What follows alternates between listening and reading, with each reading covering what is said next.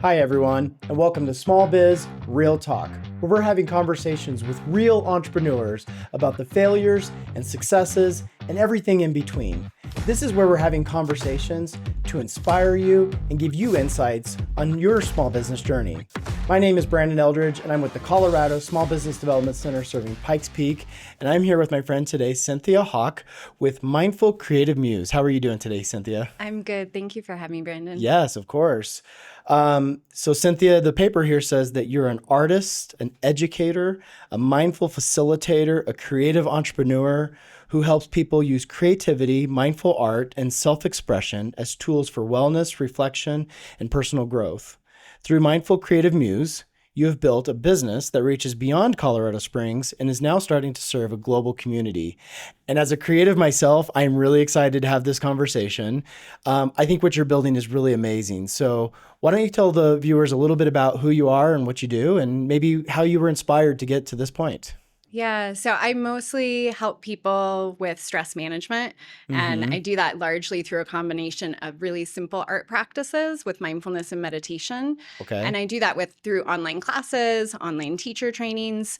I find a large majority of the people that I support are people who want to be creative or sometimes feel stuck, or they've tried meditation and they have myths around, I can't close my eyes and completely tune everything out. Yeah. Or people who have had long-time practices and facilitators, but who are wanting some sort of additional support and tools. And so I'm really grateful that I'm able to do that and share that. And especially online, we're in like 99 plus countries with students. So Wow. It's great. That's awesome. Yeah. I cannot wait to dig into that part of this because just to build a local business is one thing, but then to expand outside of your backyard, oh my gosh, I just can't wait to get into that whole journey. I got to tell you, I'm not big on meditation myself. Maybe it's my ADD, I don't know, but I feel like for my creative juices to get flowing, I need to play some music and I need to get into this like funky mood, right? Where I'm just like going to be like really fluid with what I'm doing. So kind of talk to me a little bit about your process and how you can help creatives kind of balance where their mindset is. I love that you just named that actually, because I find marrying art practices with mindfulness and meditation is a really easy access point for a lot of people, because it can be challenging to do meditation maybe separately on its own, sitting on a cushion with your eyes closed, right? But so many creatives and so many people who make music or draw or paint or even like cooking and gardening mention all the time how easily it is to get lost in the moment, to drop into a flow state, to have that additional focus. And it happens really naturally. And there's ways also that we can support it and be intentional about combining them. Interesting. You know, my creative outlets have evolved over time. When I was a kid, I used to draw a lot. And I find that the older I get, the more I enjoy writing and expressing myself through communication, like podcasts, for example. I very much see this as like a creative outlet for me too. So how do you, when you're talking with a client and you're helping them go through that journey, is there a process that you're going through? Is there curriculum that you're kind of folding everybody into? Like, talk to me about what you provide as a business. Yeah, so I largely teach based on a 3-part framework that I've created, and I like to explain it as there's always the mindfulness as the foundation of the practice, and then there's the mark making, so the actual some sort of creative, because I mostly teach 2D media, so to clarify that, mostly drawing, painting, collage, photography, writing, so the actual mark making, and then there's the meaning making aspect of that, which is what you're mentioning of the conversation or having deeper insights. I teach practices where you not only create and you're doing it in a mindful way, and which is largely about non-judgment and being in the present moment, but also how to make meaning of some of those marks that you're making. So it's like holding up a mirror or art journaling practice. Interesting. So I typically teach in that 3-part framework. I don't always include the meaning making. And then with my curriculum and with my teacher trainings, I have an 8-step facilitator process. So to answer your question around how do I bring people in, I like to share a buffet buffet of different practices Ooh. that is rooted in the framework and that's trauma informed. And then people can decide this practice really resonates with me, this type of media. Okay. And then they can pursue that for their own self-care or if they're teachers. And so, yeah, that's how I approach it. A buffet, not a menu, a buffet. I mean, it's all out there for them. All you got to do is just go and grab it. I love that. So what got you into this? How did you go from your prior life to now running this business where you've built a framework? I love this idea and this concept that you have. Tell us a little bit about your journey. Yeah. So I think like a lot of entrepreneurs and business owners, my journey was pretty winding. I'll say I had kind of two catalyst moments for me. So I always was creative. I always was making art. I started exploring mindfulness and meditation in my early 20s. But really, I was in corporate America and I burned myself out. I was doing full-time managerial work. I was doing full-time college to become an art therapist, and was just burning the candle at both ends. Wow. And so I started doing these practices for my own self-care and healing and personal journey.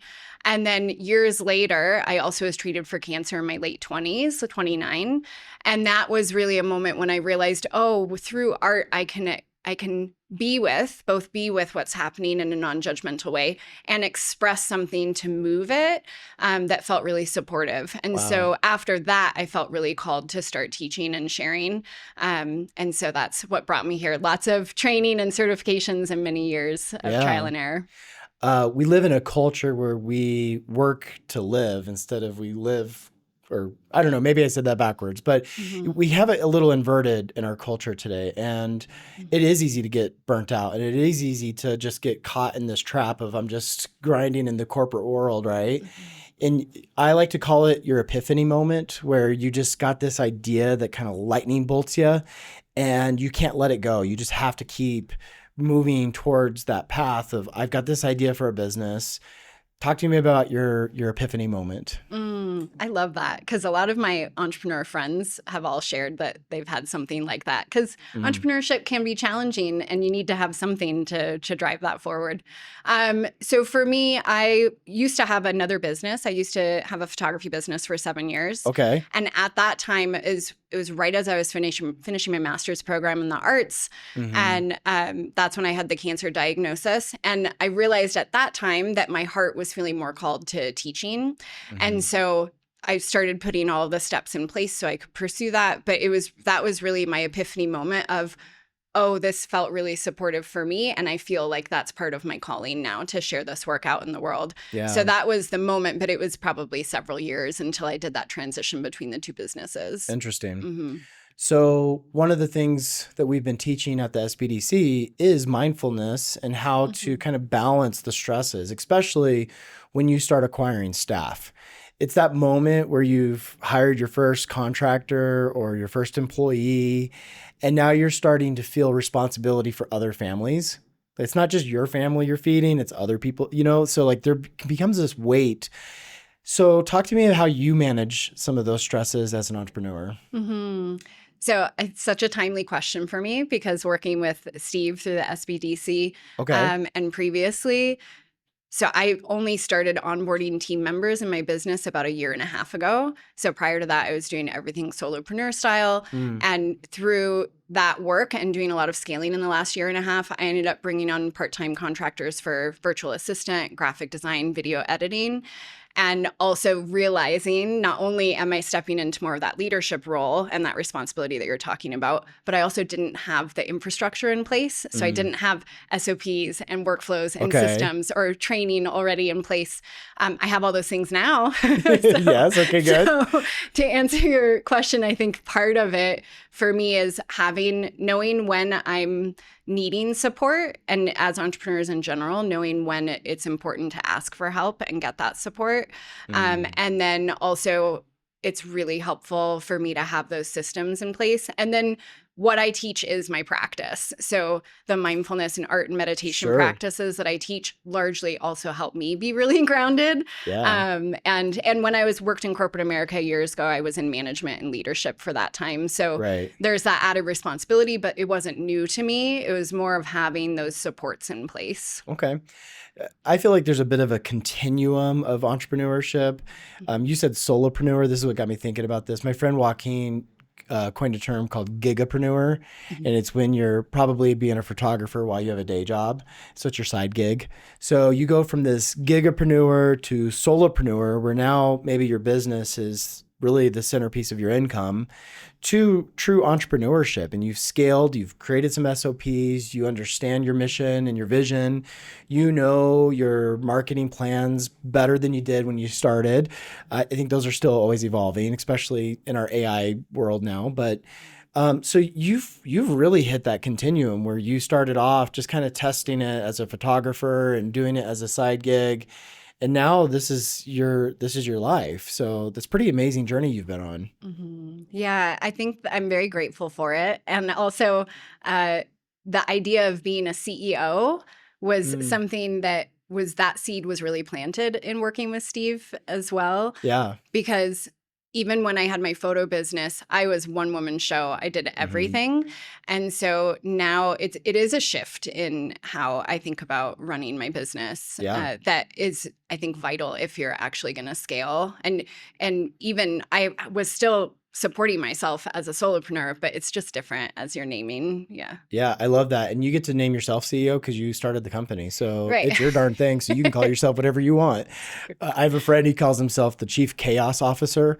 Nice. Because when you get in this scaling phase, it does feel like chaos sometimes. So, Mhm. okay, so your business is really built around mindfulness, creating outlets for creatives to kind of really be expressive, and you mentioned 2D, which um, you kind of classified more as like paintings, and explain to me a little bit more about what 2D art means.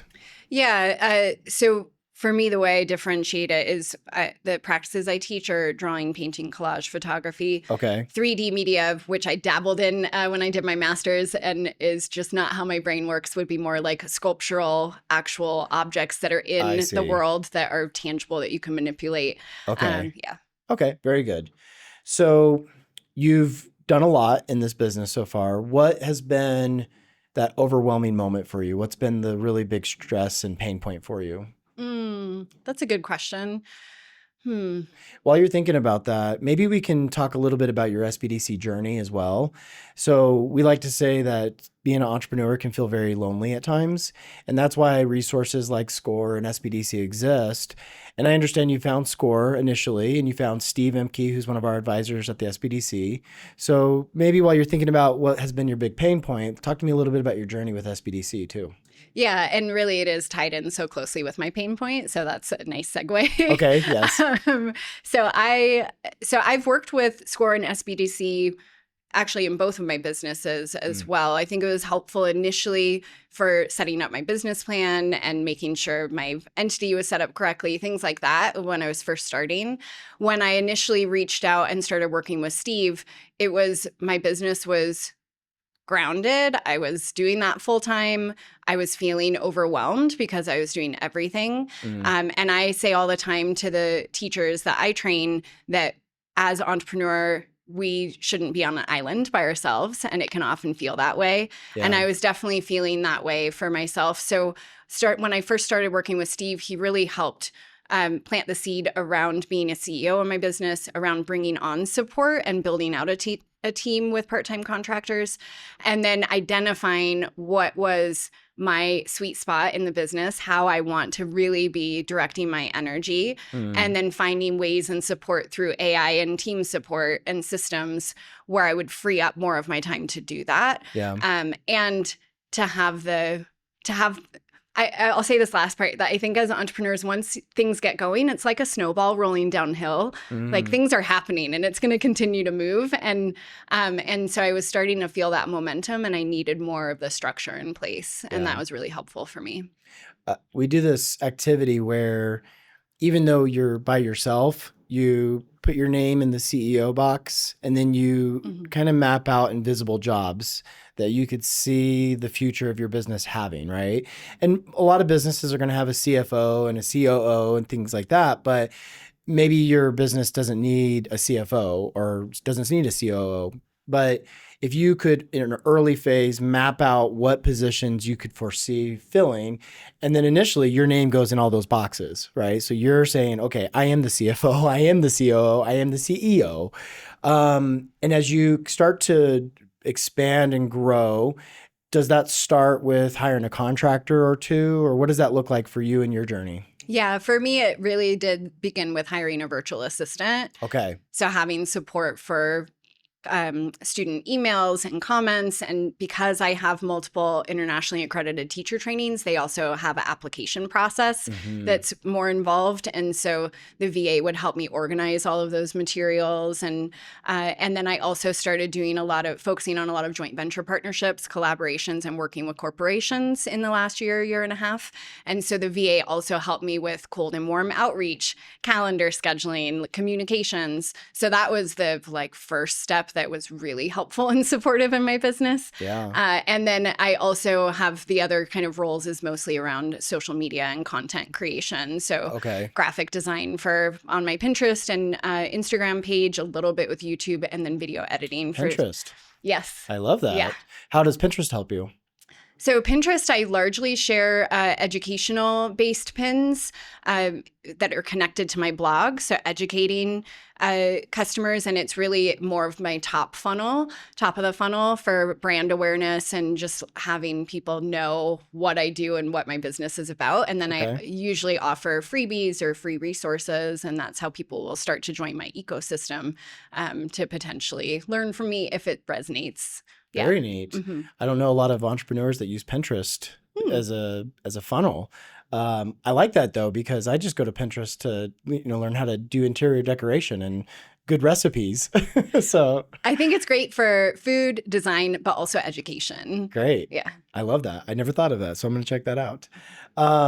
So now you have a virtual assistant, you have a graphic designer. Are these still contractors for your business? Yes. Yeah. Everybody I work with are still part-time contractors. And that's okay. I mean, you could do that indefinitely, really, but which is also great because they're also entrepreneurs in their own right.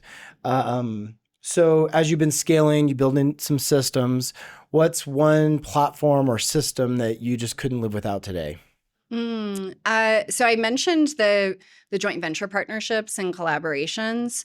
Okay. So that has been crucial for growth in my business. And I hear all the time from the teachers that I train this burnout also around social media and feeling like that they want to teach or they want to connect with more people, but they don't want to be stuck on the social media rabbit wheel, And so that framework and process that I do has been really crucial. And then most of that is, as far as platforms go, is housed with, I use everything within Google Workspace or Work Suite. So Docs, Sheets. Yeah. Okay, good. Now you've been scaling, you're getting to a place where you're getting more influence, and this concept of AI keeps kind of bubbling around. And I know as a creative, you're probably sensitive to how you use it, but talk to me a little bit about what you've been using AI for and how you're seeing it being embedded into your business plan going forward. Yeah, this comes up all the time in my business and in conversations. I bet. It's same with us. I mean, not just because we're helping entrepreneurs understand different tools you can use, but because we're also sensitive to the fact that we have a lot of creatives in our sphere too. So yeah, I bet it's a big topic for you a lot. Yes, yeah. So I jumped on ChatGPT, a paid plan, immediately when it launched a few years ago. I largely have used AI to support with editing, email communications and research for the outreach and a lot of the social media content. As far as I use it more of a editing, everything with my newsletters and social media, I create initially, but then I see AI as a really great refinement tool. And so that has been really helpful. It's also helpful when I have team members that are helping me get I do the initial step, they get it to 70 to 80%, and then I do the final review and publish. And so it just helps with efficiency and with saving a lot of time. I only recently, in the last month or two, have been training and getting more into Cloud Co-work, and also considering some things with agentic AI just to help with streamlining everything. Yeah. But I think to your point around being a creative, I think that the creative birthing process still starts with us. I see it more as a refinement, just to help with being efficient. I think even if you were to go to the higher ed level at like a university, I would imagine they're saying the same thing. Like, listen, we want you to write your term papers from your brain, but you might use AI to refine that and make sure that your text is in the right order and that you're using proper periods and apostrophes or whatever. Like, I'm seeing that kind of transition in places like higher ed and creatives where it's okay, we can still be authentically us and still have our DNA of our business, but we're going to use AI to refine it and create some streamlined efficiencies so that we can do our work a little bit faster too. So it's true. Yeah, AI really was helpful also in me and my team creating SOPs and systems and spreadsheets. So the actual like structure, yeah, that was also very helpful for that as well. good. Mm-hmm. Okay, I cannot wait to learn about this international platform you have. So talk to me a little bit about how you broke into other markets and what that really looks like today. Mm-hmm. So I started initially teaching in person in Colorado. I taught in Colorado Springs, and then I also was teaching at in-person festivals. Okay. So mindfulness, meditation, art, and yoga. And then at the festivals, people at the end, it would be just like a 2-3 day event. People would ask, "Oh, how can I keep learning with you?" And I would just say, "I'll see you at next year's festival." Like, okay, because if they lived out of state or out of the country. Yeah. And I remember feeling, and my heart sunk when this one woman asked me about it at a festival. I think it was Sonic Bloom years ago, and I realized at that moment I needed to get something online so I could connect and support with more people. So I started teaching online before COVID happened, maybe a year or two prior. But then because of COVID, I shifted to fully online at that time. Okay. I typically do a couple of in-person retreats each year, but all of the other work I've done since COVID has been online. And through YouTube, as well as my online school platform and doing partnerships with online summits and joint venture partnerships, I've really expanded that reach. And so it's mind-blowing to me. I still can't wrap my head around how many different people in different countries are able to connect with this work. Fascinating. Yeah. Are you finding that there's cultural and language barriers, or is mindfulness pretty universal? It's a great question. So the language piece, thankfully, my online platform about a year and a half ago started offering multiple languages. Okay. So I have about 8 of the top most common languages that my online school platform can automatically translate to. Interesting. So that is helpful. And then otherwise, I feel like, yeah, absolutely. Mindfulness is a human experience, not based on culture. And so there are even some, I think prior to that language adjustment, I would have some students that were based in Europe or different areas, and English wasn't they're as strong of their strength. Like a lot of my students have English as a strong language of theirs. But for the students where it wasn't, they would still be able to learn through the videos, through doing it with me, and the process of like kinesthetic learning from seeing and not necessarily all of the details. So, but I'm grateful to have the language barrier removed. Yeah, for sure. Mm-hmm. I just finished the Love Languages book again. I read it in my prior life, but I'm brushing up on it. And one of the things he talked about is the love languages are universal, and it's like throughout history, like these are things that people, this is how you feel love. And so I can see the same thing with mindfulness. Like, I learned to box breathe. I know it's not a new concept, but for some reason that really helped me to learn how to box breathe. And to me, it was just like anybody can do that. And it's so simple. It just takes 2 minutes to do a little box breathing method, recalibrate yourself, and then move forward again. So is there some good tips that you would like to share about mindfulness and how to recalibrate when you're feeling overwhelmed? Yeah. So I think what I really appreciate also about mindful art, because the practices I share always combine the art and mindfulness together, is that you don't have to understand it to get the benefits from it. And it's great. I share the trauma-informed information and it's science-backed. And if people are like, I just want to feel it, you can get the benefits without needing to understand it. So a lot of the practices I teach that I love and share are anywhere from 2 to 5, maybe 15 minutes. You can always do a longer practice, but I think that's one thing I really focus on when I'm sharing, because so many people are overwhelmed and busy and feel like they don't have the space and time to do box breathing for 30 seconds. Or so I actually created and teach practices that I call BreathDoodles, which are exactly what they sound like. Okay.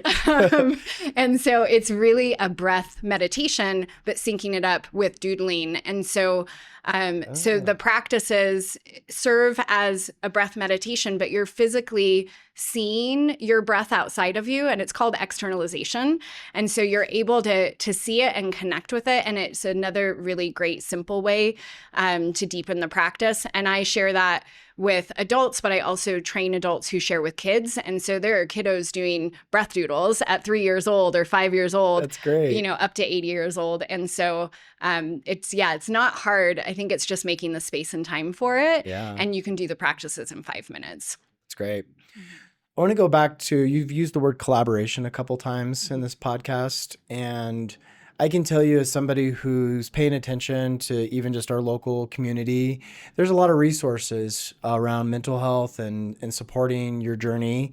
And I appreciate that because I think it is stressful sometimes to be an entrepreneur. And we do find that the reason SBDC can be successful is because there's a community element to it. But we can't do this alone, even as an SBDC or a business itself. So talk to me a little bit about some of the partnerships and collaborations that kind of helped you on your journey. Is that opening doors for their businesses as well? Like, what does that synergy look like for you? So a big part of my collaboration focus for probably the last 5-6 years or so has been partnering with other organizations, entrepreneurs through online summits and ways that we're bringing in multiple teachers and sharing kind of from our wheelhouse, connecting and then sharing that out with our full email list and inviting it's like cross-pollination, inviting each other's communities into each other's worlds. So it is, I feel like the best collaborations are always supportive for everybody involved, that it's not one-sided. So that's been a huge focus. And then with the outreach that I started doing last year, it was essentially me touring a signature workshop, or you could do a talk as well. And so that's organizations, schools, individuals bringing me in to teach a 60-minute workshop to their community. And so I think that also is still twofold, because one, I'm showing them kind of a taste of this is what this practice is. This is how it can support you if you're curious. But then they're offering value to their community, where they oftentimes will bring in multiple teachers if they have coaching programs, or it's part of their ecosystem as well. And then a lot of times we'll do trades. And so I'll have them come and teach in my community as well. But most of the partnerships, I would say, that have been through online summits or the signature workshops have been longstanding collaborations, like on and off over the years. And we tend to partner again and again with each other. That's great.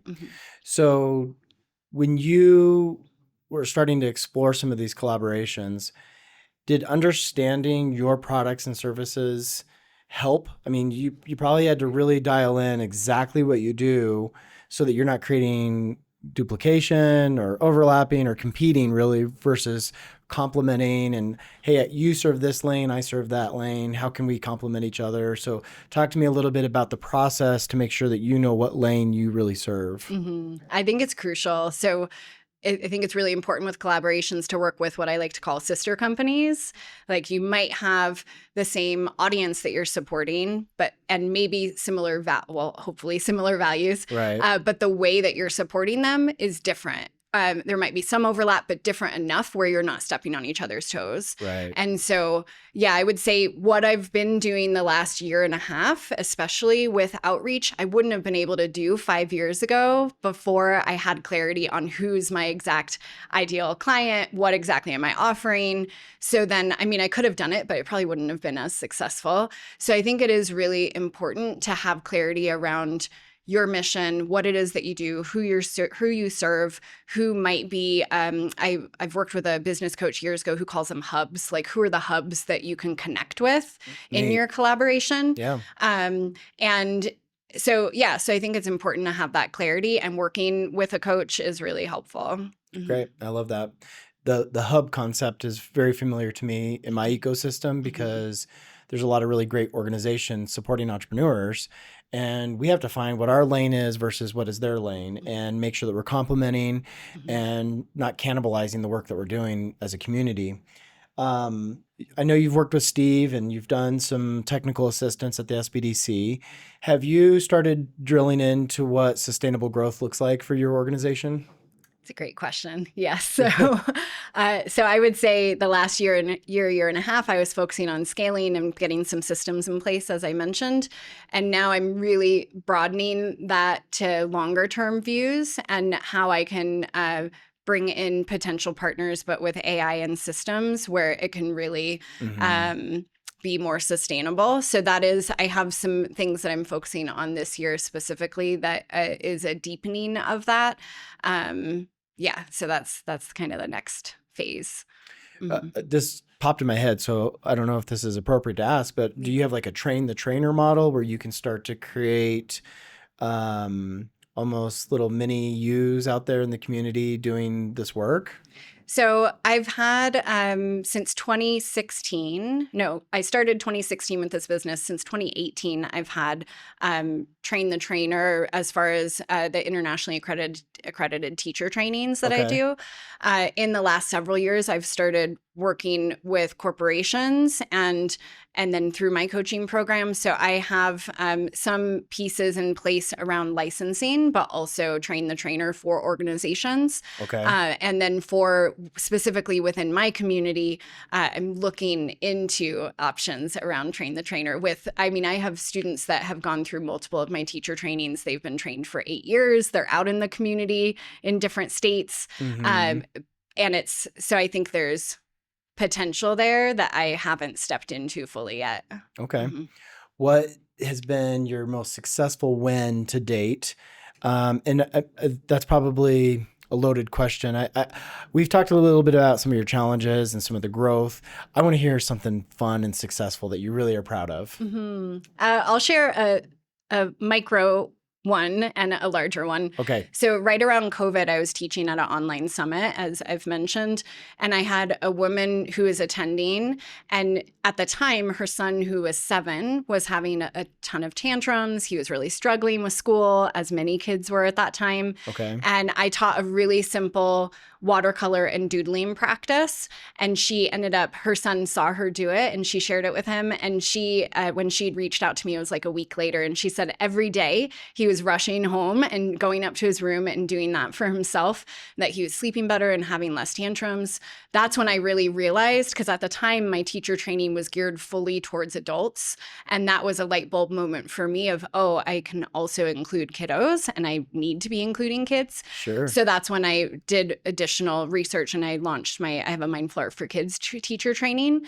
So that one just touches my heart, and it might sound small, but it's really beautiful in that now I've trained a lot of K through 12 teachers and parents and people who are working with kids. And then I think the other thing that I'm just really proud of and excited about is that we've certified over 700 teachers at this point. And so there is that ripple effect. I think part of my passion in training educators or people who want to share this work is that I can only reach so many people. How you're talking about train the trainer. Yeah. I can only reach so many people. But if I'm training others and then they're sharing, it just has this really beautiful ripple effect. I like how I'm sitting here going, oh, you trained the train. And you're like, I did that a decade ago, Brandon. What the heck? My gosh, over 700. That's amazing. I don't know what the proverb is, but it's something to the effect of, that your impact is really making a difference when the people that you've had to influence start to have influence on others. Yeah. So now it's like this domino effect where it's not just the people that are in your direct sphere, it's who they go out and influence now too.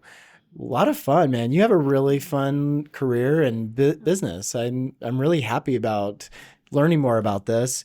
What's been the best fun about doing this work? What do you love about it? Oh, I love that. So you know how people ask, what did you want to be when you were a kid? Yes. So I wanted to be an artist or a teacher. Okay. And so I get to wake up every day and I get to be an artist and a teacher. It's great. It just makes my heart really happy. Yeah. I wanted to dig up dinosaur bones.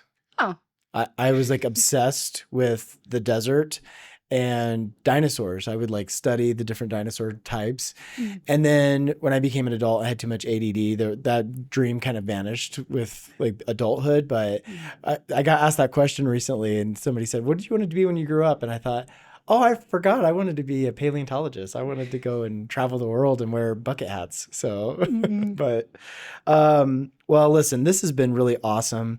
I'm inspired by your model. I'm inspired by the amount of impact that you're able to have.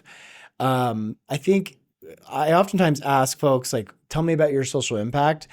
And it almost seems like your social impact is just embedded in the work that you're doing every day. You don't have to really define it because it's just part of who you are. Is there anything to that helps you be successful? So partially what I teach and share with students is I say that mindful art equals connection, because it's a way through those practices that we can connect in the present moment. We can do it non-judgmentally and with kindness. It's a deeper way we can connect with ourselves. And then whether you're teaching or you're doing it for your own practice, or you're stressed out in corporate America and you're doing it for your own self-care, it's still a way that we're connecting with ourselves that I feel like helps you show up in the world being a better human, like being more aligned with who you want to show up as in the world. So yeah, that part feels really embedded for me. So as we wrap up, give one piece of advice that if somebody's listening to this and they're in that early scaling phase, what would you recommend they do? I would say ask for help sooner than you think you need it.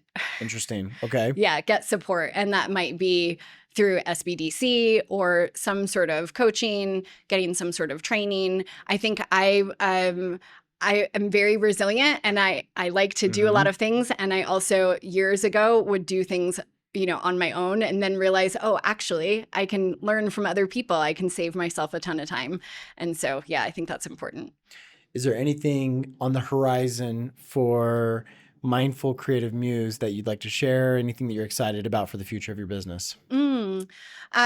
So if anyone is curious just about learning more about mindful art, I have a free artist meditation workshop that's 60 minutes long. So that's online. People can learn more to kind of dip their toes in or try that buffet I mentioned. Yeah. I think that the focus right now moving forward is really on that sustainable growth. So combined with the scaling, but and that is really because I've been able to dial in a bit more about the organizations I'm working with and my ideal customers and yeah, the train the trainer, as you mentioned. Heck yeah. So let's share your social media handles and your website. So is it simply just the name of the business? It is. Yeah. So Mindful Creative Muse is the website, mindfulcreativemuse.com. And then all the handles have that as well. Okay. So I'm on YouTube, Pinterest, Instagram. Pinterest. I'm going to check you out on Pinterest. I love that. Well, listen, friends, if you took anything from today's conversation, I hope that you'll like and subscribe. Come hang out with us once a month where we're sharing success stories and having great conversations with my friends and colleagues here at the SBDC. So in the meantime, I hope you'll shop local. I hope you continue to interact with us. And always, as usual, go check us out on our website. It's pikespeaksbdc.org. We'd love to have you come and hang out with us a little bit and get some of that advice that you were talking about, Cynthia. So thank you so much. I'm so glad you had a chance to come in and talk with me today. Thank you for having me, and thanks for your help too. Yeah, thank you. All right, friends, shop local.